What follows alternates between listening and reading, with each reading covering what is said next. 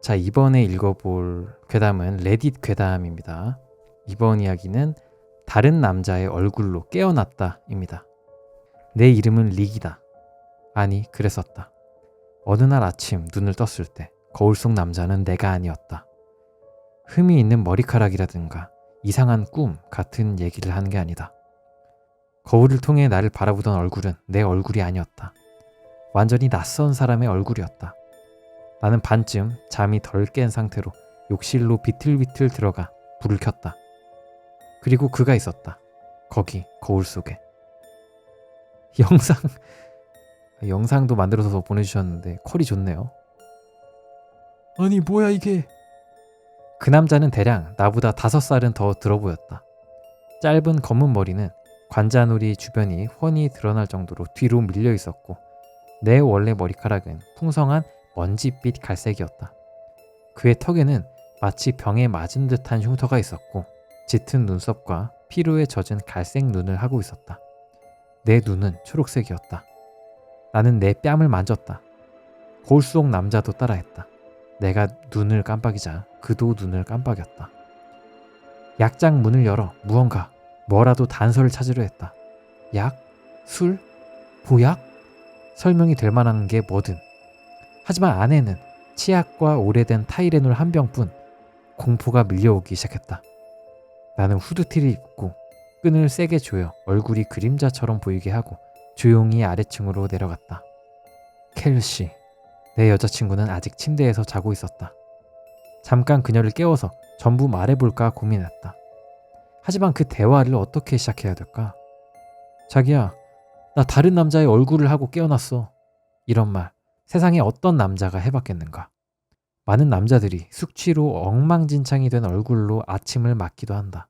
어떤 이는 술집 싸움에서 멍든 얼굴로 돌아오기도 하지. 하지만 다른 남자의 얼굴을 하고 깨어난 남자친구라니 그걸 설명할 수 있는 사람은 없을 거다. 나는 열쇠를 집어들고 거실을 반쯤 지나고 있었다. 그때 그녀의 비명이 들렸다. 야! 당신 누구야? 누구냐고? 나는 돌아섰고 그녀는 계단 꼭대기에서 담요를 가슴에 감싼 채 얼어붙은 모습으로 서 있었다. 켈시, 나야.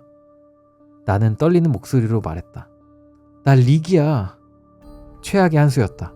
그녀는 침실로 달려가며 경찰을 부르겠다고 소리쳤다. 그녀가 나를 바라보던 눈빛은 마치 괴물이라도 본 듯했다. 그 눈빛 평생 잊지 못할 것이다. 나는 그녀가 정말로 전화를 걸었는지 확인하지도 않고 그대로 뛰쳐나왔다. 차에 올라타자마자 브레이크도 없이 달려나갔다. 주유소와 폐쇄된 상가들, 그리고 황량한 도심 외곽을 지나칠 때까지 정신이 없었다. 나는 한 허름한 식당 주차장에 차를 세웠다. 24시간 운영하는 기름기 낀 식당, 깜빡이는 네온 사인이 간신히 켜져 있는 곳이었다. 앉아서 생각 좀 정리할 공간이 필요했다. 문 위에 방울이 딸랑 울리며 들어섰다. 몇몇 사람들이 고개를 들었지만 금방 다시 커피와 스크램블 에그에 집중했다. 나는 식당 안쪽 창가 자리에 앉았다. 껌을 씹으며 게으르게 걸어오는 웨이트리스가 말을 걸었다. 뭐 드릴까요? 커피요. 나는 낮은 목소리로 중얼거렸다. 그녀는 돌아섰고 나는 두 손으로 얼굴을 감싸쥐었다. 계획이 필요했다.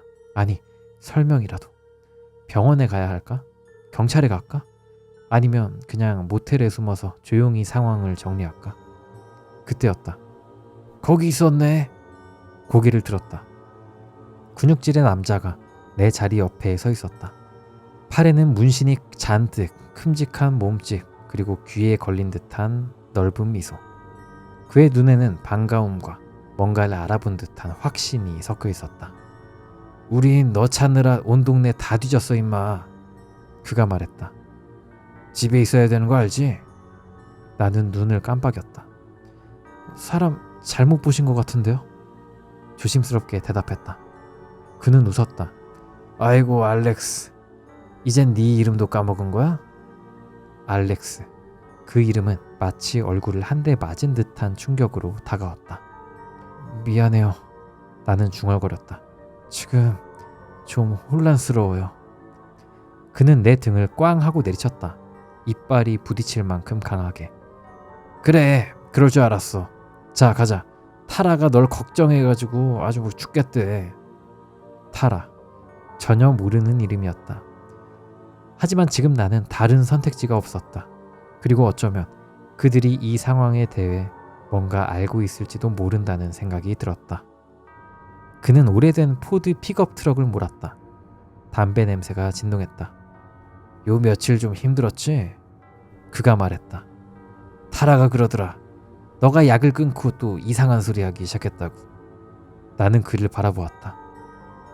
무슨 소리요? 그는 내 쪽을 힐끔 보며 말했다. 알잖아. 다른 사람인 것 같다고 했잖아. 누군지도 모르겠다고 그딴 얘기. 내 피부에 소름이 쫙 끼쳤다. 나는 창 밖으로 시선을 돌렸다. 도시는 낡고 지쳐 있었다. 문을 닫은 상점들, 벗겨진 광고판들, 갈라진 보도블럭, 모든 것이 낯설었다. 마치 내가 한 편의 영화를 중간부터 틀어놓고 보고 있는 기분. 그의 트럭은 한 조용한 교외 거리로 들어섰다. 집들은 전부 처진 처마와 정리되지 않은 마당을 갖고 있었다. 우리는 낡은 노란색 집 앞에 멈췄다. 페인트는 벗겨져 있었고 우편함은 부서져 있었다. 준비됐냐? 그가 물었다. 아니었다. 하지만 나는 고개를 끄덕였다. 타라는 문 앞에서 기다리고 있었다. 30 중반쯤 되어 보였고 짧은 금발에 눈 밑엔 진한 다크서클이 드리워져 있었다. 그녀는 나를 보는 순간 복잡한 표정을 지었다. 걱정, 분노, 그리고 애정이 섞인 그런 얼굴. 정말 다행이야. 그녀는 나를 꼭 끌어안았다. 나는 뻣뻣하게 굳어 반응하지 못했다. 그녀는 내 얼굴을 찬찬히 살폈다. 괜찮아? 뭔가 달라 보여. 나는 억지 미소를 지었다. 아마도 찡그림처럼 보였겠지? 괜찮아. 나는 거짓말했다. 어서 들어가자. 집 안은 오래된 맥주와 빨래 냄새가 섞여 있었다. 거실에는 인형과 액션 피규어들이 마룻바닥에 흩어져 있었다. 구석에서 작은 소녀가 곰인형을 안고 얼굴을 내밀었다. 안녕 아빠. 그녀가 속삭였다. 내 심장이 찢어졌다. 나는 그녀를 몰랐다. 아무도 몰랐다. 하지만 그녀는 나를 알고 있었다. 곧 나는 그녀의 이름이 애비라는 걸 알게 되었다. 내 딸. 안녕. 나는 최대한 부드럽게 말했다. 그리고 그녀는 내 다리에 안겼다. 그 며칠은 안개처럼 흘러갔다. 타라는 매일 아침 나에게 약을 건넸다. 작은 흰색 알약. 병에는 이렇게 적혀 있었다. 할로페리돌. 이름은 알렉산더 마샬. 나는 아무 말 없이 알약을 삼켰다. 차라리 무감각해지는 게 이 껍데기 같은 몸속에서 뭔가 잘못됐다는 감각을 끌어안고 사는 것보다 나았다. 약은 모든 것을 흐리게 만들었다. 마치 패딩으로 둘러싸인 방 안에 갇혀 더러운 유리창 너머 세상을 보는 기분. 하지만 기억까지는 지워주지 못했다. 나는 여전히 켈시를 기억했다. 우리가 함께 살았던 서점 위 작은 아파트. 추운 아침마다 그녀가 내 헌 후디를 입고 나오던 모습. 긴장할 때마다 웃던 그 웃음소리.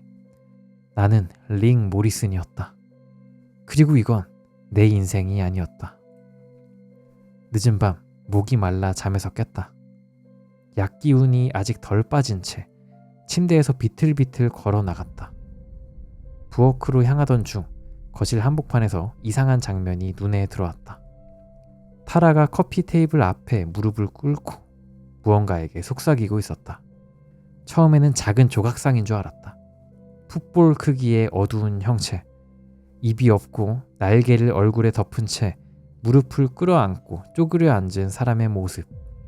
그녀는 앞뒤로 흔들리며 내가 듣지 못할 말들을 조용히 속삭이고 있었다. 나는 눈을 몇 번 깜빡이며 초점을 맞추려 했다.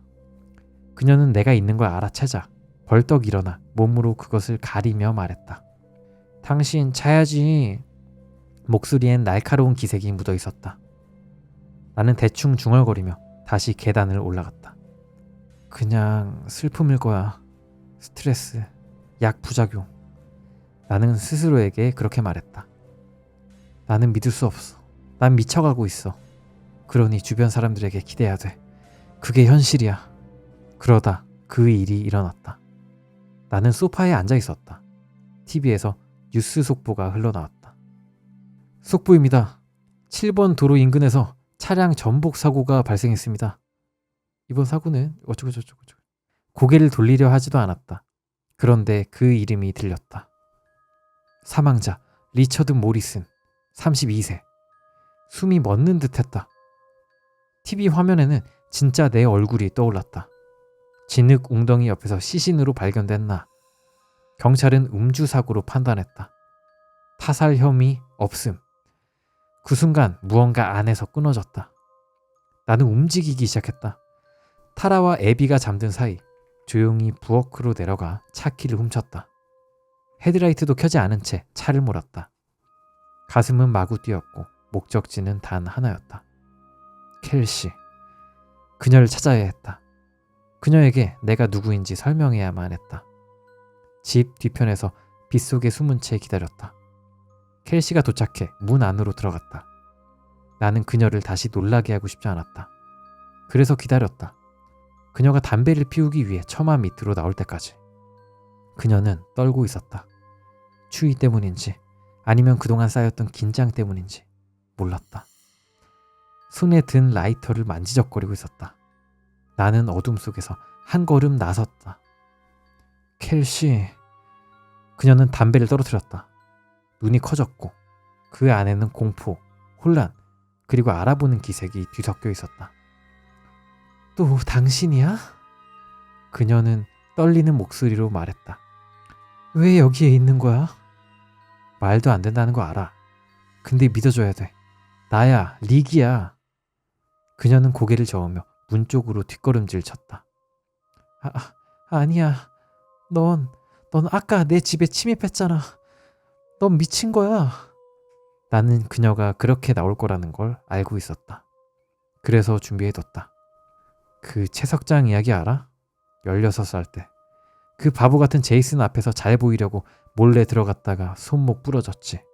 근데 엄마한테는 계단에서 미끄러졌다고 거짓말했잖아. 그녀는 그대로 멈췄다. 나는 밀고 나갔다. 너가 싫어하는 그 엉덩이 점도 알아. 민트향 치약 싫어하면서도 내가 좋아하니까 괜히 좋아하는 척했던 거 다 기억나. 담배 끊으라고 내가 뭐라 했지만 스트레스 받으면 여전히 피우는 거 아는 것도 3개월 전에 찾았어. 코트 안쪽 찢어진 주머니에서. 말은 안 했지만 그녀의 눈에 눈물이 맺히기 시작했다. 어떡해. 그녀는 속삭였다. 나도 몰라. 뉴스에서 봤어. 그건 내 몸이었어. 하지만 나 여기 있어. 어떻게든. 이렇게 됐어. 비는 그녀의 연한 갈색 머리를 적시고 있었다. 그녀는 마치 유령이라도 보는 듯이 나를 바라보았다. 한동안 둘 다 아무 말도 하지 않았다. 마침내 그녀가 입을 열었다. 들어가. 그녀는 낮은 목소리로 말했다. 누가 보기 전에. 그날 밤 나는 소파에서 잤다.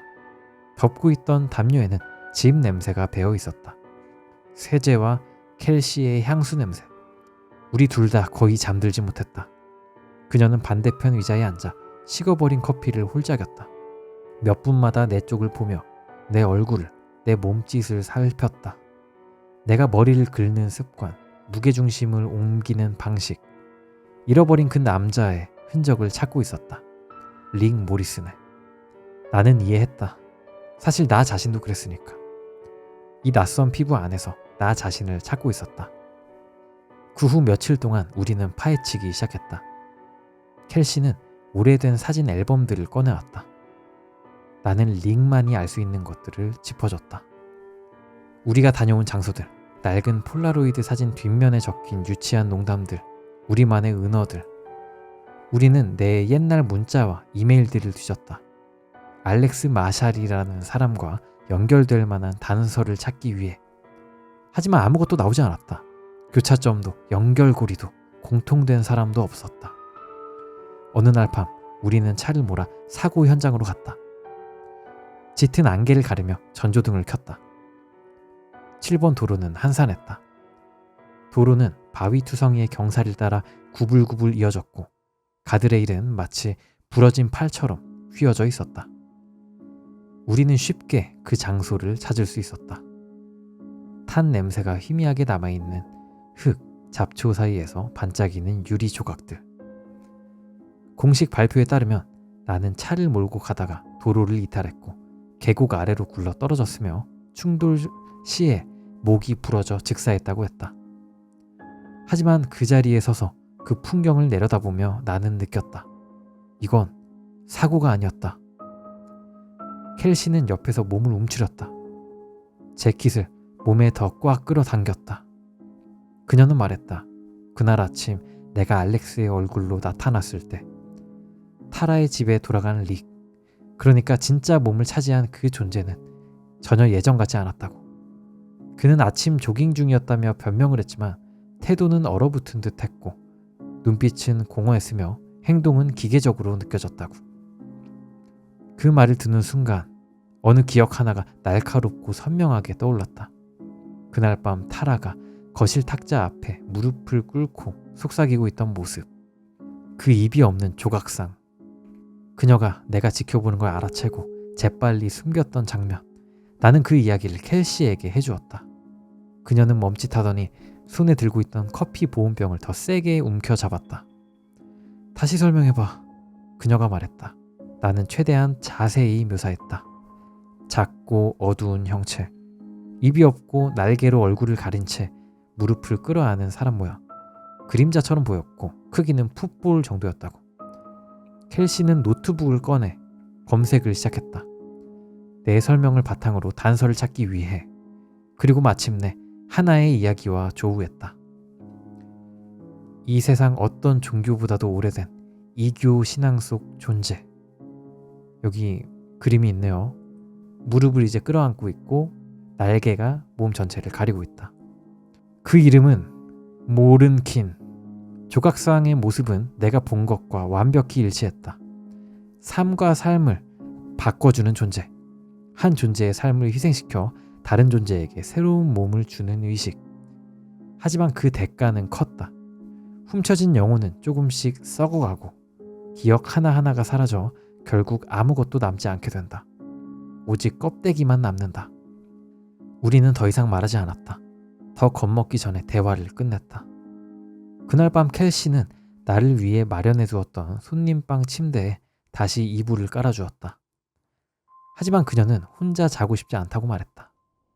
나는 내가 바닥에서 잘게 라고 말했지만 그녀는 고개를 저으며 내게 다가왔다. 그리고 나를 끌어안고 키스했다. 그녀는 말했다. 정말 이상해. 얼굴도 몸도 다르다는 걸 아는데 근데 이건 너야. 이 느낌은 너 말고는 절대 아니야. 그날 밤 우리는 함께 잠을 잤다. 오랜만에 정말 집에 돌아온 것 같은 느낌이었다. 아직 갈 길은 멀었지만 나는 안심했다. 우리가 함께라면 이 모든 걸 해결할 수 있을 거라고. 다음날 아침 문을 3번 두드리는 소리가 들렸다. 켈시는 벌떡 일어나 앉았고 내 심장도 터질 듯 뛰었다. 현관에서 익숙한 목소리가 들렸다. 알렉스, 이제 돌아가야지. 타라의 오빠 웨슬리.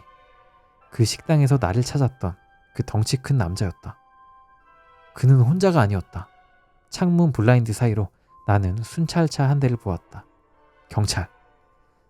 켈시는 내 손을 움켜잡고 뒷문 쪽으로 끌었다. 창문으로 나가야 돼. 그녀가 속삭였다. 우리는 부엌으로 달려갔고 싱크대 위에 작은 창문을 열어 젖혔다. 간신히 몸을 밀어넣었고 나는 젖은 잔디밭 위로 떨어졌다. 켈시도 뒤따라 뛰어내렸다. 우리는 숲속으로 달렸다. 진흙탕 위로 미끄러지는 신발. 숨이 턱까지 차올랐지만 뒤도 돌아보지 않았다. 그때 앞문이 부서지는 소리가 들렸고 이어서 타라의 목소리가 공기를 갈랐다. 이미 늦었어. 그녀가 소리쳤다. 나는 돌아보지 않았다. 우리는 계속 도망쳤다. 나도 켈시도 웨슬리의 말 따윈 믿지 않았다. 지금 중요한 건 하나뿐이었다. 방심하지 않는 것, 계속 움직이는 것, 새로운 주, 새로운 도시, 새로운 모텔. 밤이 오면 또 다른 곳으로. 그게 다였다. 하지만 우리는 함께였다. 켈시도 나도 그렇게 말했고 그 말은 진심이었다. 우리에겐 어디가 중요한 게 아니었다. 누구와 함께 있느냐가 중요했다. 그리고 정말 이긴 것 같았다. 그러다 작은 것들이 무너지기 시작했다. 처음엔 사소했다. 켈시가 나에게 얘기했던 것들, 내가 기억했어야 할 것들, 차를 어디에 세웠는지, 우리가 어느 방에 묵고 있는지. 나는 대수롭지 않게 넘겼다. 누구나 한두 번은 까먹는 거니까. 그렇지? 하지만 곧 전체 대화가 사라졌다. 무슨 이야기를 했는지, 저녁으로 뭘 먹었는지 기억이 통째로 빠져나간 느낌. 켈시는 걱정했지만 겉으로는 침착한 척 나를 안심시켰다. 괜찮을 거야. 그냥 피곤해서 그래. 하지만 그녀 눈빛은 아니었다. 그날 밤 우리는 이름도 없는 모텔에 묵었다. 도시 외곽, 춥고 스산하고 적막한 밤. 켈시는 스카프를 두고 왔다며 다시 안으로 들어갔다. 나는 인도에 앉아 담배를 피우며 하늘을 바라봤다. 하늘은 검었고 별들은 더 또렷하게 빛났다. 그 어둠 속에서 별빛이 형체를 이루는 듯 보였다.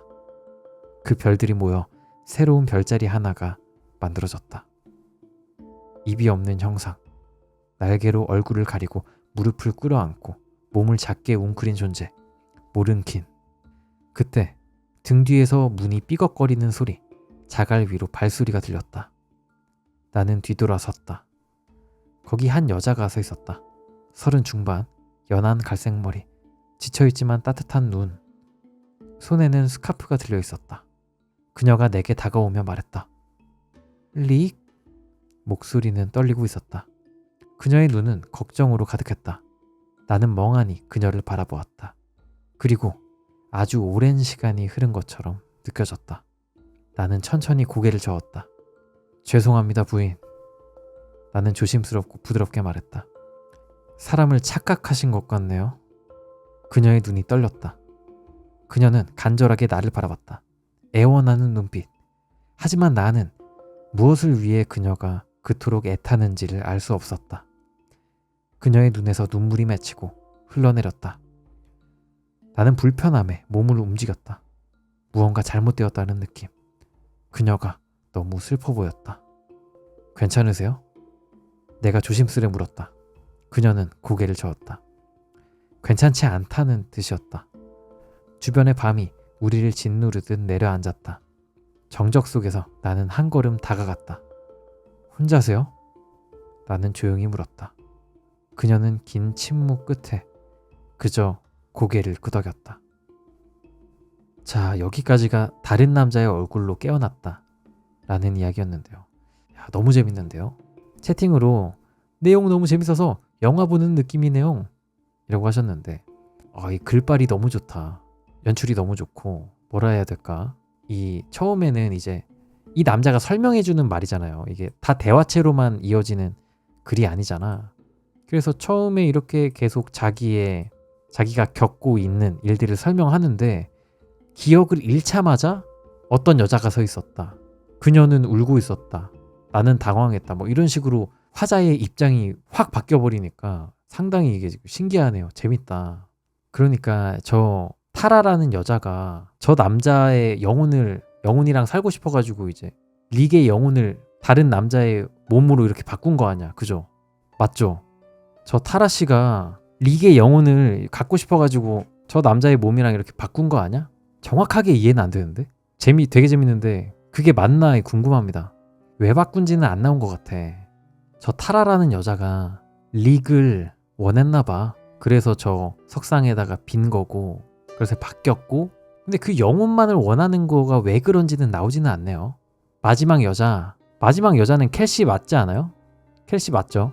그냥 내가 영혼이 이제 다른 몸으로 옮겨간 상태인 건데, 옮겨간 상태의 영혼이 점점 이제 기억을 잃고 결국에는 껍데기만 남는다 했잖아요. 그래서 결국 이제 결말 때 이 남자는 껍데기만 남게 된 거고, 그러니까 모든 기억을 잃은 거고, 모든 기억을 잃은 채로 이 켈시랑 마주한 거죠. 근데 이렇게 되면 되게 철학적이다. 이렇게 되면 얘는 릭이야 뭐야? 얘를 사랑할 수 있나? 켈시는? 릭의 영혼도 없는 거고 릭의 몸도 없는 거잖아. 제로부터 시작하는 거잖아요. 이걸 릭이라고 할 수 있나? 여러분들 같으면 만납니까? 다시 나에 맞게 조련하면서 키우면 되나? 이 남자를? 근데 몸이 다르니까 처음부터 그렇게 키워 나가는 게 너무 빡셀 것 같은데. 아무튼 재밌었습니다.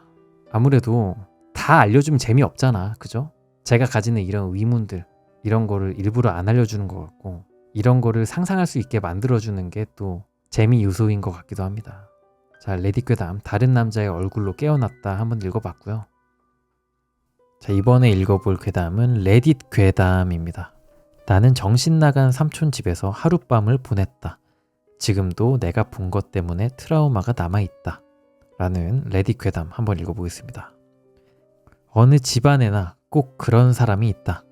우리 가족의 경우 그 사람은 매년 추수감사절에 등장했다. 트럭커 모자, 낡은 셔츠, 빛바랜 청바지 차림으로 나타나 경제, 달 착륙 음모론, 그리고 정부가 날씨 조작으로 국민을 죽이려 한다는 뜬소문을 열변한다. 그 하늘에 보이는 하얀 자국, 그건 인구 조절하려고 한 짓이야. 칠면조 다리를 움켜쥔 채 그는 말했다. 이건 자연스러운 게 아니라고. 누군가는 뭔가 해야 돼. 보통 이런 이야기는 몇 분이면 끝난다. 우리 가족은 그의 말을 돌리는 요령을 익혔다. 삼촌, 새로 산 배는 어때요? 은퇴 생활 즐기세요? 엉덩이는 좀 괜찮으세요? 같은 질문으로 화제를 전환시키곤 했다. 하지만 몇 해 전 추수감사절, 그날은 달랐다. 삼촌은 술을 좀 과하게 마셨고 흥분 상태로 폭주하기 시작했다. 정부가 또 바이러스를 만들어내고 있어. 그가 소리쳤다. 이번엔 에볼라가 감기처럼 느껴질 정도야. 공기가 퍼지고 인구의 70%를 쓸어버릴 거라고. 우리 일어나 싸워야 돼. 그의 외침에 할머니는 울기 시작했다. 할아버지를 막 잃은 참이었기 때문이다. 아버지는 자리에서 불편한 듯 몸을 움츠리다 벌떡 일어나 외쳤다. 그만해. 그러곤 삼촌을 방 밖으로 끌고 나갔다. 미안해. 미안하다니까. 삼촌은 사과했지만 아버지는 말없이 그를 밖으로 데려가 문을 쾅 닫았다. 그 이후로 삼촌은 거의 보지 못했다. 그러다 몇 년 후 여자친구 바네사와 함께 그녀가 새로 입학한 대학을 보러 남쪽으로 운전해 가게 되었다. 석사과정에 합격했기 때문에 캠퍼스를 둘러보고 싶어 했고 나는 그녀가 자랑스러웠다. 한적한 도로를 달리던 중 GPS가 멈췄고 어느덧 우리는 숲속 외진 길에 고립되었다. 주변은 어둠뿐이었다. 표지판 보여? 바네사가 물었다. 아니? 나는 눈을 가늘게 뜨고 주위를 살폈다. 해는 이미 지고 있었다. 깍깍. 그러다 갑자기 차가 요동쳤다. 젠장! 나는 급히 차를 세웠다. 보닛에서 연기가 피어올랐고 우리는 얼어붙을 듯한 추위 속에 차 밖으로 나왔다. 두꺼운 옷깃을 꼭 여몄다. 손전등이 없어 바네사가 휴대폰 불빛을 비춰줬지만 나는 엔진 상태를 잘 볼 수 없었다. 결국 견인차를 부르자 내일 아침에야 올 수 있다고 했다. 망했네. 나는 한숨을 쉬며 말했다. 오늘 밤은 여기서 묵어야겠어. 바네사는 주머니에 손을 넣은 채 떨며 물었다. 혹시 이 근처에 아는 사람 있어? 나는 잠시 생각하다 말했다. 있긴 해. 한 명. 나는 전화를 걸었다. 1시간쯤 지났을까? 삼촌의 트럭이 도로 끝에서 나타났다. 그는 우리 차 뒤에 차를 세우고 특유의 카우보이 부츠를 신고 나왔다. 이게 무슨 난리래? 삼촌이 휘파람을 불며 말했다. 안녕하세요 삼촌. 나는 악수를 청했지만 그는 나를 껴안았다.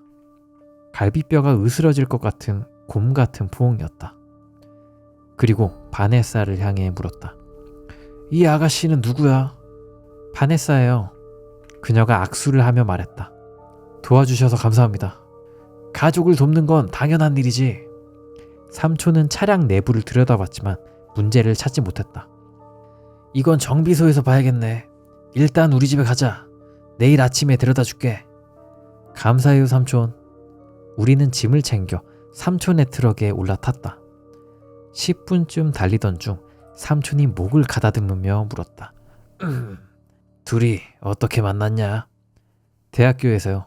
허허허. 삼촌이 바네사를 뚫어지게 쳐다보며 말했다. 대학은 세뇌기관이야. 도마뱀 인간들이 이용하는 세뇌장치지. 도마뱀 인간이요? 바네사가 되물었다. 세상을 지배하는 존재들이지. 바네사는 말없이 고개를 끄덕였다. 불편한 기색이 역력했다. 도마뱀 인간을 알아보는 법은 말이지. 삼촌, 요즘 배는 잘 몰고 계세요? 내가 급히 말을 끊었다. 배? 삼촌은 잠시 생각하다 말했다. 자주 고장나긴 하지만 뭐 괜찮지. 지난주에도 말이지. 나는 안심하며 웃었다. 화제를 돌리는데 성공한 것 같았다. 30분 후 삼촌 집에 도착했다. 세상 끝에 있는 듯한 외딴 집이었다. 근처엔 집 한 채 없었다. 들어와. 뭐 하나라도 부수면 죽여버릴 테니까. 우리는 무섭게 농담을 던지는 삼촌을 보며 얼어붙었다. 농담이야 농담. 그는 웃으며 방을 가리켰다. 신혼부부 방은 저기, 화장실은 저쪽, 내 방은 모퉁이 돌아서. 이상한 소리 들리면 절대 오지 마. 뭐라고요? 우리는 서로를 쳐다봤다. 자, 짐 풀렴. 잘 자. 그는 사라졌고 나는 바네사의 짐을 옮겼다. 바네사가 욕실에 간 사이 삼촌이 방에 나타났다. 톰. 네, 삼촌. 네 여자친구 혹시 지평설 믿는 애냐? 예? 지구가 평평하다고 믿는 사람, 그런 사람들 있잖아. 그는 손을 수평으로 흔들었다. 이상한 질문이라 생각했지만 맞춰줬다. 모르겠어요, 삼촌. 물어볼게요.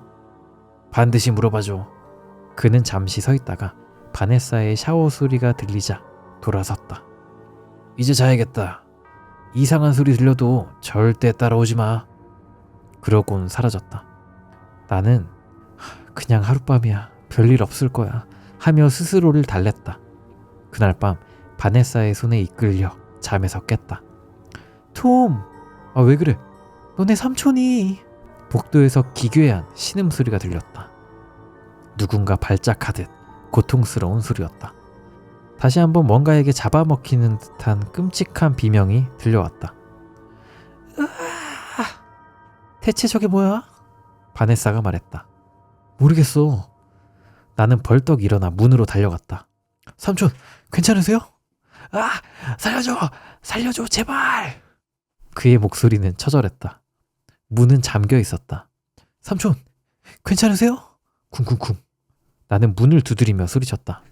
제발, 더는 못 견디겠어. 나는 문을 부수려 어깨로 밀었다. 쿵쿵. 문이 열렸다. 방 안은 어두웠고 달빛이 창으로 스며들 뿐이었다. 오, 삼촌이랑 삼촌 뒤에 뭔가 괴물 같은 게 있네요.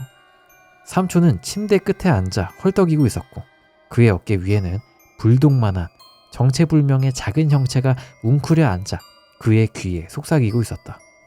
안 돼. 더는 안 돼. 삼촌은 애원했다. 그 형체는 속삭였지만 그 목소리는 기묘하고 유혹적이었다. 나는 얼어붙었다. 그때 나도 모르게 소리가 새어나왔다. 삼촌, 괜찮으세요?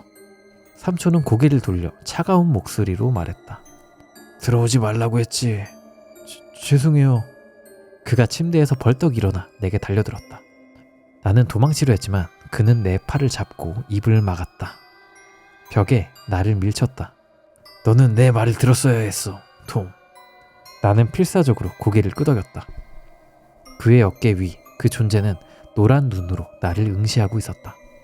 그 냄새는 말로 형용할 수 없었다. 오늘 본 건 누구에게도 말하면 안 돼. 나는 땀범벅이 된 채 고개를 끄덕였다. 자, 자러 가. 나는 비틀거리며 복도로 나왔다. 바네사는 침대에서 공포에 질려 물었다. 무슨 일이야? 몰라. 대체 뭐야? 말할 수 없어. 왜 말 못해? 그냥 믿어줘. 안 돼. 다음날 아침 삼촌은 콧노래를 부르며 아침 준비를 하고 있었다. 5분 후 문을 두드렸다. 아침 먹을래? 괜찮아요. 금방 나갈게요. 그는 우리를 차에 태워 정비소로 데려다 줬다. 그 후 삼촌이 나를 따로 불렀다. 톰, 어젯밤 말인데. 괜찮아요. 괜히. 아니야. 미안하단 말 하고 싶어서. 사실은 고양이가 하나 있는데. 고양이요? 무서울 때마다 그 애가 와서 내 어깨에 올라타 위로의 말을 속삭여주거든. 그는 말을 이었다. 어젯밤엔 내 과거에 대해 이야기하더라고. 나는 그의 말이 더는 귀에 들어오지 않았다. 아무튼 미안하다. 우리끼리 비밀로 하자. 알겠지? 네, 삼촌. 그는 바네사에게 손을 흔들며 떠났다. 바네사가 물었다. 이제 말해줄래? 도대체 뭐가 있었던 거야? 나는 어깨를 으쓱했다. 뒤돌아 삼촌의 트럭을 바라봤다. 그 뒷 유리 너머로 작은 형체가 그의 어깨 위에 앉아 있었다. 노란 눈으로 나를 응시하며. 그건 분명히 고양이는 아니었다. 여기까지였는데요. 재밌죠? 그니까 재밌는 점이 여러 가지가 있는데 삼촌은 그거를 고양이라고 믿고 있고, 근데 고양이가 삼촌 귀에다가 대고 과거에 대해서 얘기하고 이런 것도 정상이 아니죠. 일단 그것도 정상이 아니고, 또 재밌는 점이 뭐냐면 삼촌이 맨날 막 reptilian 얘기하고 막 그러잖아요. 그러다 보면 주변 사람들이 저 자식은 뭔 소리를 해도 헛소리야, 저 자식은 헛소리만 해, 이런 생각 때문에 나중에 삼촌이 저 외계인의 정체에 대해서 알아채더라도 삼촌의 말을 아무도 들어주지 않겠죠. 좀 그런 걸 유도한 이 괴물의 또 짓거리가 아닌가 싶기도 하고, 그러니까 계속 삼촌한테 이상한 사상을 주입하잖아. 뭐 누구는 뭐 reptilian이고 뭐는 뭐 시키고 이런 거를 계속 주입해가지고 삼촌이 이상한 거를 믿고 자기는 이제 자기의 정체는 알지 못하도록 그렇게 하는 그런 느낌이랄까? 스핑크스 고양이라고요? 그런 느낌이 없진 않네. 털이 없으니까. 요다같이 생겼다고요? 요다 장군님 모욕하지 마십시오. 전 요다의 이 말을 참 좋아합니다. Do or do not, there is no try 라는 명언이 있거든요. 요다에. 무슨 뜻이냐? 하거나 하지 않거나 시도는 없다 라는 말인데, 그러니까 시도라는 개념보다는, 해본다라는 개념보다는 하거나 하지 않거나 라는 거죠. 그러니까 그냥 just do it 해라, 그냥 해라 라는 뜻인데, 제가 이거를 왜 외우고 있느냐, 제 핸드폰 배경화면이 do or do not, there is no try이기 때문입니다. 스타워즈 안 봤다고요? 저도 안 봤어요. 저도 안 봤습니다. 정말 좋은 말입니다. 해볼까가 아니라 그냥 하는 거예요. 해볼까 말까, 해볼까 말까. 이거는 의미가 없는 겁니다. 그냥 하거나 하지 않거나 두 가지 상태만 있을 뿐이다. 배경화면 한 지 1년 됐는데 만약에 뭐 뭔가 소개팅을 나간다 하면 이제 그 약간 요런 일반적인 배경화면으로 바꿔놓고 여자 만날 일이 없다 하면 이제 바로 동기부여 시스템 가동, do or do not, there is no try 이걸로 바꿔놓죠. 아무튼 여러분 마음에도 새기면 좋을 그런 얘기를 한번 얘기해봤고, 이게 좋은 얘기하는데 10명이나 나가? 요다 화났다고요? 안 물어봤다 요다야. 자, 다음 괴담입니다. 우리 웰니스 리트리트에는 코분이 있다. 그 장로가 내 여자친구를 집어삼켰고 다음은 아마 나일 것이다 라는 이야기입니다. 이건 경고다. 태평양 북서부에 위치한 웰니스 리트리트에 절대 가지 마라. 그곳에 있는 집단은 컬트, 뭐 사이비 교단이든 코분, 마녀 집단이든 무슨 존재든 간에 우리에게 마법 같은 것을 걸었다. 그 장로는 검고 사악한 무언가를 내 여자친구의 입 안에 뱉어 넣었다. 그리고 모든 것이 훨씬 더 끔찍하게 변했다. 웰니스 리트리트란 도시의 스트레스에서 벗어나 마음과 몸의 건강을 회복하려는 치유 여행 프로그램, 명상, 요가, 자연체험, 해독식단 등으로 구성됨 이라고 합니다. 웰니스, 웰빙 같은 거죠. 웰니스. 우리 둘은 도시의 스트레스를 벗어나기 위해 태평양 북서부 해안에 위치한 웰니스 리트리트에 도착했다. 여자친구 오브리는 명상과 마음챙김 패키지 중에서도 찬팅 의식과 숲속 목욕을 가장 기대했다. 찬팅이란 영적 수련에서 특정 단어나 주문을 반복적으로 외우는 의식이고요. 명상이나 트랜스 상태 유도 등에 사용된다고 합니다. 그리고 숲속 목욕이란 삼림욕인데 숲에서 자연을 오감으로 느끼며 스트레스를 완화하는 심신치유법이라고 합니다. 숲속의 유르트 천막집에서 열리는 첫 찬팅 의식이 곧 시작될 예정이었다. 우리는 편안한 운동복을 입고 머리를 묶은 뒤 문을 나섰다. 여기서 유르트란 몽골의 게르랑 비슷한 중앙아시아 지역의 유목민들이 쓰는 전통 이동식 천막집을 얘기한다고 합니다. 약간 이런 느낌. 오솔길 초입에 있는 이정표를 지나 삼나무, 소나무, 단풍나무가 뒤섞인 구불구불한 숲길을 따라 걸었다. 숲은 음산하고 위협적인 분위기를 풍겼다. 발밑 낙엽을 밟는 소리 외에는 아무 소리도 없었다. 길 끝에서 우리는 유르트를 발견했다. 나뭇가지와 흙으로 엮어 만든 벽, 안쪽에서는 촛불이 흔들리며 벽을 물들였다. 입구엔 작은 등이 줄지어 놓여 있었고 유르트의 푸른 돔은 어두운 숲과 대조되었다. 벽엔 그림과 기이한 문양이 그려져 있었다. 딱 요런 느낌이네요. 그림. 안으로 들어서자 영적 안내자가 우리를 맞았다. 그녀의 돌처럼 회색인 눈동자가 내 눈을 꿰뚫었다. 마치 내 생각을 읽고 영혼을 들여다보는 듯 했다.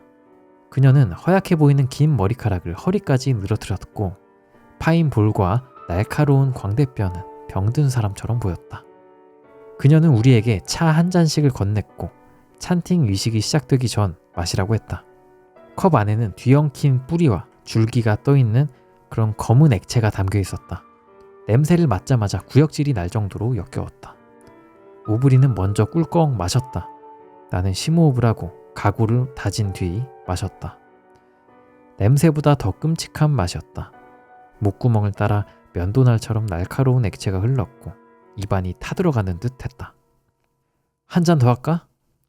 나는 헛웃음을 치며 말했고 오브리는 억지로 웃으며 고통스럽게 찡그렸다. 우리는 다른 손님들과 함께 안쪽으로 들어갔다. 노파가 중앙으로 다가오더니 쉰 목소리로 찬트를 시작했다. 그녀는 자신의 그릇에 그 역겨운 검은 액체를 붓고 하늘을 향해 팔을 뻗으며 외쳤다. 옴나마 시바야 라마 타사. 장로는 잠시 멈춰 방을 훑어보았다. 공기는 무겁고 숨막힐 듯 답답했고 그녀의 주문은 마치 진공청소기가 방 안에 산소를 빨아들이는 것 같았다. 그녀는 위식용 그릇을 들어 올려 두 팔을 위 어두운 하늘로 뻗어 건물 천장에 커다란 구멍에 가져다 댔다. 어머니시여, 우리의 영혼을 정화하시고 짐을 거두소서. 손님들도 주문을 따라 외쳤다. 마치 주문에 걸린 듯 몸을 흔들며 오 어머니, 우린 당신을 사랑해요. 오 마이 맘, I love you 라고 외쳤다. 그 순간 강한 바람이 불어 촛불이 꺼졌고 나는 현기증과 구토감에 시달렸다. 시야가 흐려지고 귀가 울리기 시작했다. 오브리를 보니 그녀는 온몸을 떨고 있었다. 흰자만 보이는 눈, 입에선 거품을 물고 몸을 뒤틀며 쓰러졌다. 아 뭐야 이거. 사진이 되게 징그럽습니다. 우와. 장로 여인이 다가와 오브리의 얼굴을 움켜쥐었다. 그녀의 머리카락이 오브리 위를 덮었다. 그러더니 그녀는 입을 비정상적으로 크게 벌려 그 검은 액체를 오브리의 입속으로 쏟아부었다. 마치 입을 통해 악령을 주입하는 것처럼. 나는 소리치려 했지만 몸이 움직이지 않았다. 정신이 흐려지고 의식을 잃기 직전이었다. 그리고 모든 것이 어두워졌다. 아, 너무 징그럽습니다. 마우스 투 마우스로 장어를 이제 집어넣는 듯한 그런 퍼포먼스야. 너무 징그러워. 모든 것이 어두워졌고 그리고 침대에서 깨어났다. 머리가 깨질 듯 아팠다. 오브리가 내 옆에서 자고 있었다. 가슴이 오르락내리락 하는 걸 보며 안도의 한숨을 쉬었다. 살아있다. 물 한 잔 마시고 방으로 돌아왔을 때 공기가 달라진 걸 느꼈다. 오브리를 보니 그녀는 몸을 똑바로 세운 채 앉아 있었다. 눈은 다시 흰자만 보였고 입을 벌린 채 어둠을 응시했다. 오브리, 제발 깨어나! 나는 유리 조각이 박힌 맨발로 달려가 그녀를 흔들었다. 피가 흘러내리며 나는 울부짖었다. 그런데 다시 돌아왔을 땐 그녀는 평온하게 자고 있었다. 다음날 아침 오브리는 오히려 전보다 생기가 넘쳤다. 다크서클도 사라졌고 피부는 빛났으며 마치 더 젊어진 것처럼 보였다. 하지만 그녀의 눈동자 색이 달라져 있었다. 원래 갈색이던 눈이 유르트의 노파와 같은 회색이었다. 어제 일 기억나? 그 끔찍한 차를 마신 뒤 아무 기억이 없어. 그냥 까맣게. 내가 본 것을 설명했지만 오브리는 대수롭지 않게 넘겼다. 그 차에 뭔가 들어있었겠지. 근데 난 괜찮아. 오히려 개운한걸? 곧 숲속 목욕하러 가야 되니까 준비하자. 나는 내키지 않았지만 우리는 다시 숲으로 갔다. 하지만 이번엔 아무도 없었다. 손님도 직원도. 오직 바람과 파도 소리뿐이었다. 뭔가 이상해. 들어가자. 오브리는 오히려 덤덤했다. 조금만 더 기다려보자. 해가 지고 긴 그림자가 드리웠다.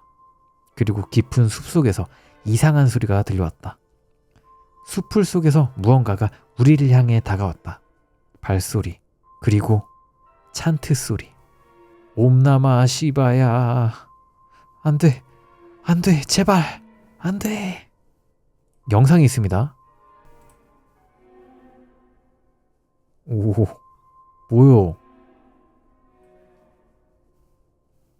뭐야? 어우, 징그러워. 무서워. 수십 명의 사람들이 숲에서 나타났다. 그들의 중심엔 그녀, 장로가 있었다. 이번엔 더욱 흉측했다. 팔과 손가락이 길쭉하게 늘어나 있었고 피부는 회색이었다. 나는 오브리를 데리고 도망가려 했지만 그녀는 이미 마법에 걸려 있었다. 움직이지도 못했다. 그녀는 오브리의 얼굴에 손톱으로 상처를 그었다. 피가 흐르고 살을 벌려 속살이 드러났다.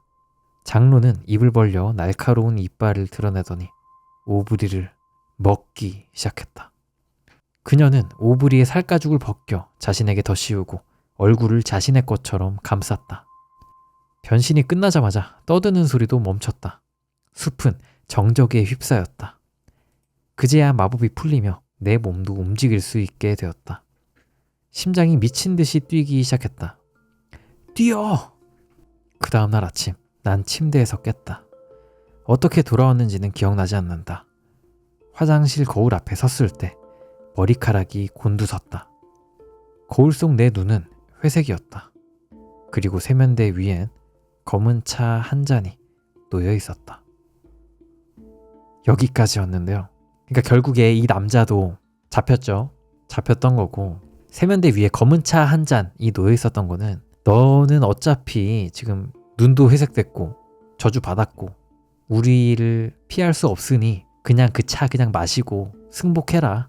우리의 일원으로 들어와라. 뭐 그런 뜻으로 이렇게 차를 둔 것 같아요. 아, 이 중간에 AI 영상 너무 좋았네요. 상상이 막 되네. 끼요. 그러니까 약간 오로치마루 생각이 납니다. 오로치마루. 여자의 얼굴 거죽을 그냥 자기가 썼다는 거 아니야. 오로치마루처럼. 그래서 이 여자친구의 얼굴로 살게 되는 거고 저 장로 같은 사람은. 여기까지가 우리 웰니스 리트리트에는 코분이 있다. 그 장로가 내 여자친구를 집어삼켰고 다음은 아마 나일 것이다. 라는 이야기였습니다. 그니까 미드소마 같은데 뭐 특이한 축제 이런데 가면 안 됩니다. 그리고 너무 외딴 곳이야. 그리고 몸과 마음을 챙기는 그런 테라피가 주술적인 것도 좀 많고 뭐랄까 무서울 것 같아요. 저는 저런 데 가라 하면 안 갈 것 같아. 그죠? 미드소마 생각나죠? 뭐 위식도 있고 숲속 목욕도 있고 미드소마 정말 재밌게 봤거든요. 제가 귀신 나오는 영화는 잘 못 봐도 좀 잔인하거나 이런 영화는 볼 수 있는데 미드소마는 뭐 내용도 좋고 잔인하기도 진짜 잔인하고 잔인하기만 하진 않아. 그러니까 소우처럼 막 그런 느낌은 아니고 되게 스토리에 어울리게 되게 잔인하고 기괴하고 토 나오고 이런 영화죠. 미드소마. 저도 안 갈 듯. 저도요. 저도 안 가요. 이런 거 갈 바에 흉가를 가 나는. 왜냐? 흉가는 뭐 노숙자랑 싸워서 이기면 되잖아요. 근데 여기는 영적인 거라 난 아무것도 못해. 저는 그냥 아무것도 못하고 공중부양 될 것 같아요. 이거 놔! 이거 놔! 1억 준다면? 가죠. 그러면 아무 일이 일어나지 않을 가능성도 있는 거잖아. 그럼 가죠. 1억 준다. 일주일 체험.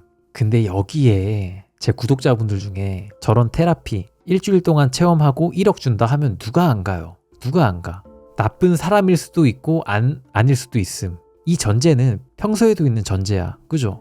제가 만약에 발 마사지 샵을 간다 쳐봐요. 거기 있는 사장님이 거기 꽤 밀실이니까 거기서 나 죽일지 아닐지 모르는 거잖아요. 그런 것처럼 그런 건 평소에도 모르는 거긴 한데 일주일에 1억이면 저는 그 미드소마 거기 가요.